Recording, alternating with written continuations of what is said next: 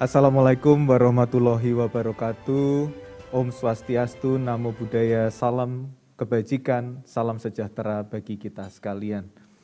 Yang kami dan kita semua hormati dan banggakan Bapak Samuel Abrijani Pangerapan, Direktur Jenderal Aptika Kominfo, kemudian Pak Boni, Direktur Pemberdayaan Informatika, ada Pak Mulya Amri, dari Kata Data, dan Bapak Ibu manajemen Kata Data yang saya dengar tadi cukup lengkap hadir ya, tetapi mohon maaf tidak bisa menyebutkan satu persatu, serta hadirin sekalian, rekan-rekan wartawan yang tentu pagi hari ini kita akan mengawali acara kita dengan energi yang positif dan semangat. Sepakat? Bapak Ibu dan rekan-rekan sekalian, mohon izin kami akan menyampaikan beberapa hal terkait dengan peluncuran Indeks Literasi Digital Indonesia pada pagi hari ini. Ada 4 hal utama yang ingin saya sampaikan pada pagi hari ini. Yang pertama adalah terkait dengan profil internet di Indonesia. Seperti kita ketahui bersama bahwa jumlah pengguna internet di Indonesia menurut data terakhir Januari 2021 mengatakan bahwa ada 202,35 juta pengguna internet di Indonesia atau setara dengan 76,8% dari total populasi di Indonesia. Angka ini sebetulnya merepresentasikan bahwa Indonesia semakin intensif di dalam menggunakan internet. Masalahnya adalah berapa persen dari total pengguna internet itu yang sudah melek digital, yang sudah cakap digital, yang sudah memiliki kecakapan digital dasar. WEF mencatatkan bahwa untuk lower income economies, hanya 32% saja yang sudah memiliki kecakapan digital dasar. Dan bahkan untuk higher income economies hanya 62%. Kita melihat di sini ada digital divide. Kalau tadinya kita hanya memaknai digital divide sebagai perbedaan antara orang yang bisa mengakses internet dan orang yang tidak bisa mengakses internet, sekarang kita punya kesenjangan yang lain. Antara orang yang punya internet, sama-sama punya internet, tetapi punya kecakapan digital dan tidak punya kecakapan digital.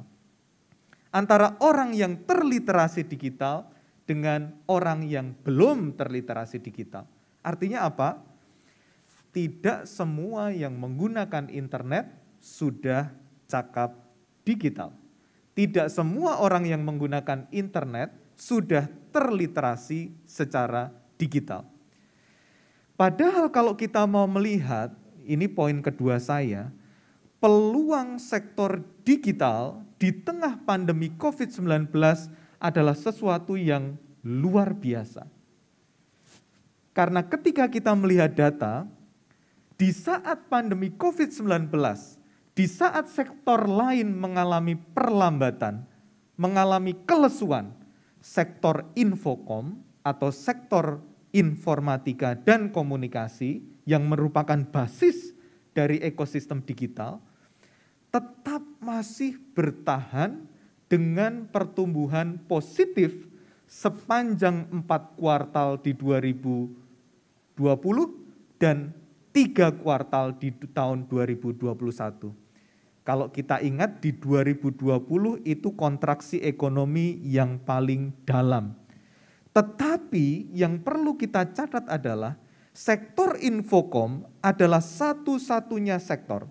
Saya ulangi ya, sektor infokom adalah satu-satunya sektor yang tetap mengalami pertumbuhan positif selama 3 kuartal berturut-turut di tahun 2020 dengan nilai yang mencapai 2 digit. Kalau kita lihat misalnya year on year ada di nilai 10,5 pertumbuhan sektor ini. Kuartal 1, kuartal 2, kuartal 3 semuanya positif 2 digit. Ini satu-satunya sektor yang menurut saya dan menurut data BPS adalah sektor yang masih terus bertahan meski di tengah pandemi COVID-19. Kalau kita melihat misalnya di kuartal pertama 10,85% pertumbuhannya, kuartal kedua 10,72%, dan kuartal ketiga 10,91%. Pertumbuhan sektor Infokom di 2020, di saat sektor-sektor lain mengalami kontraksi akibat pandemi COVID-19. Artinya apa? Poin kedua saya, artinya dari data-data itu kita melihat optimisme, peluang, meskipun pandemi COVID-19 membawa kontraksi, membawa perlambatan pertumbuhan ekonomi, tetapi sektor digital tetap memiliki peluangnya. Sektor digital tetap bisa diberdayakan untuk pemulihan ekonomi masyarakat.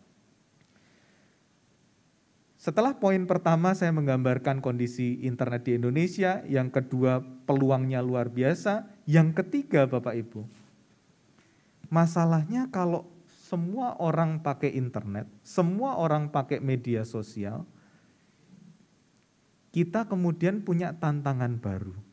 Tantangannya adalah memastikan orang yang memakai internet, orang yang memakai media sosial bisa menggunakannya untuk tujuan yang positif dan produktif. Itu PR-nya. Kalau dulu kita masih berbicara tentang website, sosial media. Sekarang kita sudah ketemu yang namanya metaverse. Apalagi ini? Kita belum selesai dengan upaya untuk menanggulangi konten negatif di ruang digital, di media sosial, sekarang sudah muncul yang namanya metaverse. Ada banyak cara menjelaskan metaverse yang akan menjadi satu isu yang menurut saya sangat menantang untuk literasi digital di masyarakat Indonesia. Salah satu penjelasan yang paling mudah dipahami adalah ketika kita melihat series perkembangan Web 1.0, Web 2.0, Web 3.0. Web 1.0 ketika kita hanya bisa berinteraksi dengan internet di saat internet muncul pertama kali. Salah satu inisiatornya kalau di Indonesia, beliau Pak Semi, yang salah satu tokoh internet yang memperkenalkan internet di Indonesia untuk pertama kalinya. Makanya pas banget beliau menjadi Dirjen Aptika ya. Tahun berapa Pak ya? 90-an Pak? 96. Beliau salah satu tokohnya yang memperkenalkan. Itu masih Web 1.0. Kemudian kita masuk ke Web 2.0. Ketika orang bisa berinteraksi di ruang digital melalui media sosial, memunculkan berbagai tantangan yang indeksnya dihitung oleh Kata Data dan teman-teman Kominfo. Bagaimana menggunakan media sosial dengan bijak, bagaimana menyaring informasi, bagaimana memilah dan memilih informasi yang masuk ke kita, bijak bermedia sosial, dan lain sebagainya. Itu Web 2.0. Masalahnya Bapak Ibu, kita sekarang sedang memasuki Web 3.0 yang tidak hanya internet awal, tidak hanya media sosial, tetapi kita sudah akan atau malah justru sudah mulai masuk ke ruang yang namanya metaverse.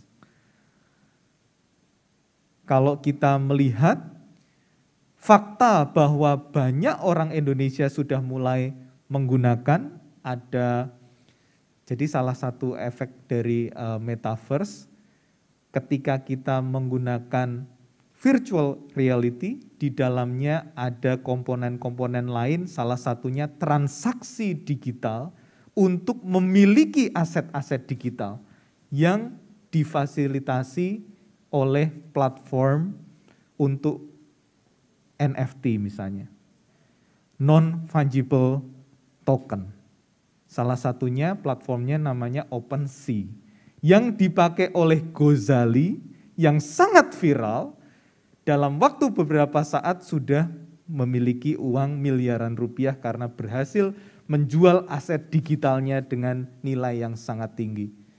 Ketika kita berhadapan dengan metaverse, di situ ada virtual reality, di situ ada NFT yang bisa kita gunakan, ada platform-platformnya, kemudian ada blockchain yang digunakan untuk transaksi aset digital. Itu menjadi tantangan baru kecakapan digital masyarakat Indonesia. Jadi saya rasa kita punya PR, Bapak-bapak dari Kata Data, untuk mungkin tahun depan kita meninjau ulang relevansi dari pengukuran indeks literasi digital karena ada perkembangan yang luar biasa di teknologi komunikasi kita. Setelah media sosial ada metaverse. Yang terakhir ingin saya sampaikan adalah terkait dengan isu literasi digital yang menjadi salah satu isu utama di dalam pembahasan G20. Jadi kalau boleh menyampaikan, Indonesia di tahun ini menjadi presidensi pertama Digital Economy Working Group. Presidensinya yang pertama ada di Indonesia dan itu ada di Kominfo. Digital Economy Working Group membicarakan 3 isu utama. Jadi ada isu prioritas 1, isu prioritas 2, dan isu prioritas 3. Isu prioritas pertama bercerita tentang post-COVID recovery and connectivity. Yang kedua isu prioritasnya adalah digital skill and digital literacy. Dan yang ketiga, temanya adalah cross-border data flow. Kalau kita melihat 3 isu prioritas ini, maka isu literasi digital menjadi satu isu prioritas dari 3 isu yang didorong dalam kepemimpinan Indonesia di G20. Secara konkret Bapak Ibu, ini saya bocori sedikit ya. Saya bocori sedikit. Ini Pak Boni yang paling paham sebetulnya, karena beliau salah satu ketua di DEWG. Di isu literasi digital, Indonesia mendorong satu measurement untuk mengukur kecakapan digital dan literasi digital. Measurement ini sedang digodok antara Kominfo, CSIS, dan University of Oxford. Tujuannya apa? Kita akan mendorong pengukuran literasi digital dan kecakapan digital itu berlaku untuk semua negara G20, Pak Muli. Jadi ini sangat relevan dengan pekerjaan yang sedang kita lakukan ini.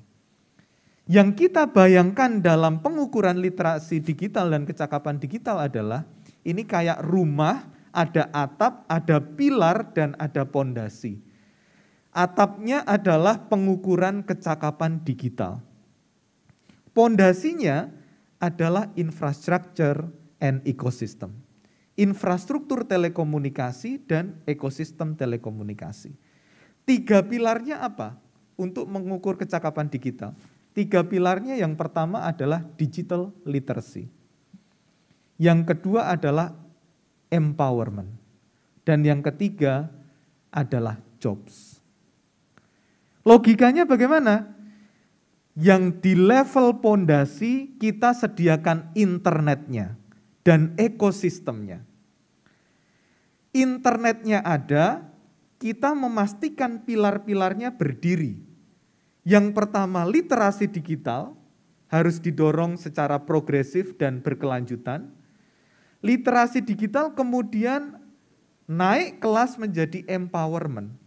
Orang diberdayakan, nggak hanya tahu bagaimana caranya menggunakan internet, tetapi empowerment terhadap mereka perlu dilakukan. Dengan cara memperkenalkan misalnya teknologi digital untuk berjualan online, untuk beraktivitas yang produktif, untuk menghasilkan kesejahteraan bagi masyarakat. Di-empower supaya menghasilkan sesuatu. Jadi literasi digital nggak mandek di situ, tetapi ada next step-nya, yaitu empowerment. Dan ujungnya pilar yang ketiga adalah jobs. Akhirnya orang bisa bekerja, menghasilkan pendapatan dari kecakapan yang mereka miliki. Jadi jelas ya, ini ya, rumahnya, atapnya adalah pengukuran kecakapan digital. Kita punya pondasi, yakni penyediaan infrastruktur internet, kemudian kita didukung oleh pilar-pilar untuk menyangga. Literasi digital nggak cukup, tapi harus naik kelas ke empowerment, dan harus naik kelas lagi menjadi job creation. Penciptaan lapangan kerja di ruang digital. Nah, penciptaan ruang kerja di ranah digital itu nanti ceritanya lebih panjang lagi, tidak perlu saya sampaikan di sini. Yang jelas kita punya future job, salah satunya diperkenalkan oleh WEF. Nah, arahnya ke sana. Jadi kita sangat berharap pengukuran indeks literasi digital pada pagi hari ini bisa kemudian berkontribusi pada salah satu pilar di dalam framework digital literacy and digital skill measurement. Bapak Ibu, kira-kira itu yang bisa saya sampaikan, 4 poin terkait kondisi internet Indonesia, terkait peluangnya yang luar biasa, terkait kemunculan metaverse, dan juga bagaimana isu ini kita dorong secara serius di kepemimpinan Indonesia di forum G20. Saya sangat berharap kita semua bisa terus bergandengan tangan, ada Gerakan Nasional Literasi Digital Siberkreasi yang terus menggandeng stakeholders terkait untuk bisa memajukan literasi digital di Indonesia. Terima kasih. Wassalamualaikum warahmatullahi wabarakatuh. Om Santi Santi Santi Om.